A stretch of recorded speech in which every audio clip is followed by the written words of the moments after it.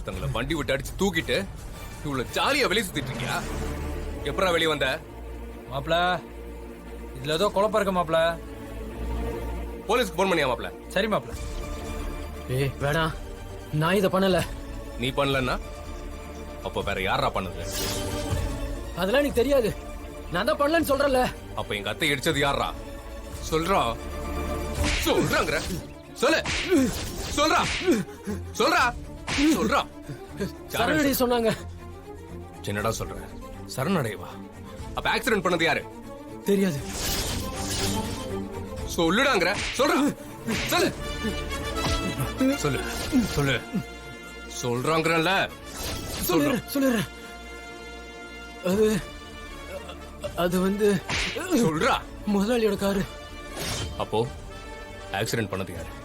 அது சார், எப்படி இருக்கீங்க சார்?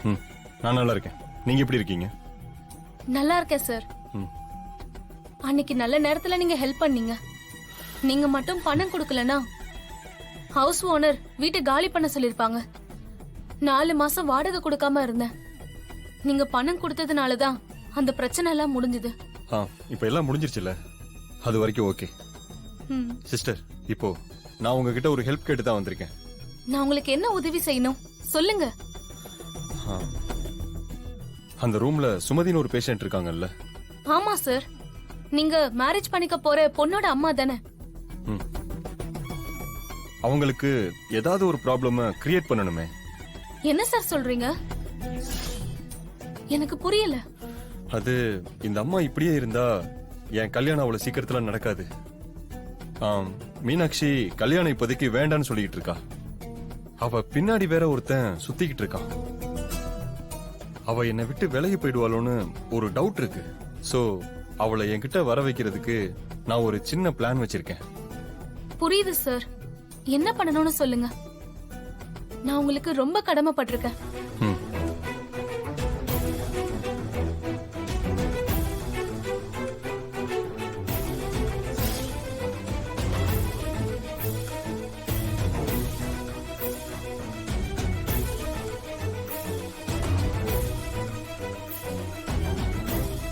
நான் சொன்னது புரிஞ்சா? ரொம்ப பயமா இருக்கு சார். நீங்க எதுக்கும் பயப்படாதீங்க, எல்லாத்தையும் நான் பாத்துக்கிறேன்.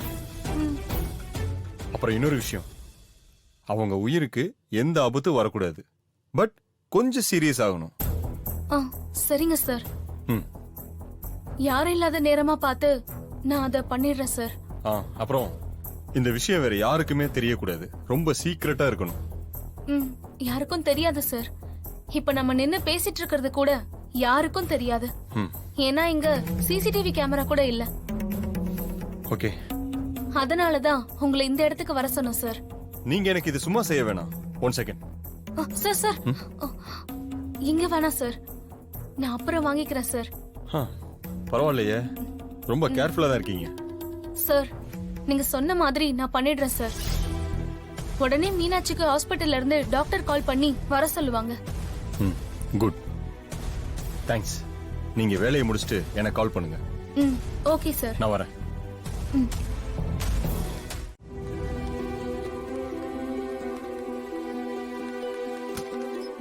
மே ஐ கம் இன்? வாங்க வாங்க. ஒரு 2 மினிட்ஸ் உங்ககிட்ட பேசலாமா? சொல்லுங்க. என் அம்மாக்கு ஒரு சின்ன ஆக்சிடென்ட். இப்ப அவங்க ஹாஸ்பிட்டல்ல இருக்காங்க. நான் கேள்விப்பட்டேம்மா. அவங்க இப்ப கோமா ஸ்டேஜ்ல இருக்காங்கல்ல? ஆமா சார், நினைவில்லாம தூங்கிட்டு இருக்காங்க, அவ்வளவுதான். சீக்கிரமே அவங்களுக்கு நினைவு வந்துரும். உன் எமோஷன் எனக்கு புரியுதுமா. சீக்கிரமே அவங்க சரியாயிடுவாங்க. நீ நம்பிக்கையோட இரு. எனக்கு நம்பிக்கை இருக்கு சார். எனக்கு எல்லாமே என் அம்மா தான். என்னையும் என் அக்காவையும் வளர்க்கறதுக்கு அவங்க ரொம்ப கஷ்டப்பட்டிருக்காங்க. புரியுதுமா. எத்தனை பேர் நம்ம கூட இருந்தாலும் அம்மா கூட இருக்கிற மாதிரி வராது. பசங்களுக்காக அம்மா எந்த எக்ஸ்ட்ரீம் வேணாலும் போவாங்க. இப்ப ஜபல்பூர் இன்சிடென்ட் பாத்தீங்கல்ல, அவங்க குழந்தைய அணைச்சுக்கிட்டே அந்த அம்மா இருந்த போட்டோவை பார்க்கும்போது என் மனசுக்கு ரொம்ப கஷ்டமா இருந்துச்சுமா.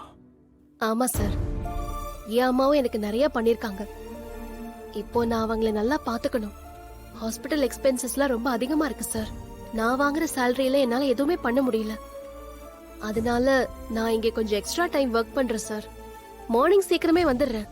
நைட் எவ்வளவு லேட் ஆனாலும் பரவாயில்ல சார். எல்லா ஒர்க்கையும் நானே முடிச்சிடுறேன். பார்ட் டைமா எக்ஸ்ட்ராவும் ஒர்க் பண்றேன் சார். என்னோட சேலரியை மட்டும் கொஞ்சம் அதிகமா கொடுத்தீங்கன்னா. ஒண்ணும் இல்ல, இப்போ சம்மர் முடிய போற டைம் வேற. இந்த டைம்ல ஒர்க் இருக்காது, உனக்கே தெரியும். உன் சிச்சுவேஷன் எனக்கு புரியுதுமா. நான் வேற ஏதாவது ஒர்க் வந்தா உனக்கு சொல்றேம்மா. வேற ஏதாவது கம்பெனில ஒர்க் கேட்டா கூட நான் உன்னை ரெஃபர் பண்றேன். சரிங்க சார். மீனாட்சி, நீ மேரேஜ் பண்ணிக்க போற ஆதி மிகப்பெரிய பிசினஸ் மேன். நீ அவர்கிட்டயே பணம் கேட்கலாமே. இல்ல சார், கல்யாணம் பேசிருக்காங்க அவ்வளவுதான். இன்னும் கன்ஃபார்ம்ல ஆகல. எங்க அம்மாவுக்கு கான்ஷியஸ் வந்தப்புறம் தான் எல்லாமே முடிவு பண்ணணும். அதனால ஆதிக்கிட்ட வாங்குற அளவுக்கு எனக்கு எந்த ரைட்ஸும் இல்ல சார். நான் என் சொந்த காசுல எங்க அம்மாவை பாத்துக்கணும். நான் வரேன் சார்.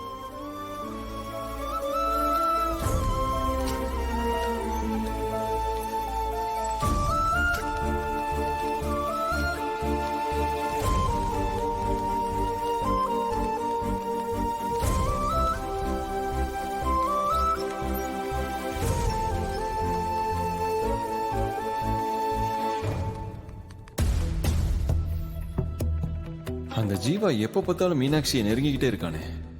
அவனை ஏதாவது பண்ணணும். என்ன பண்ணலாம்?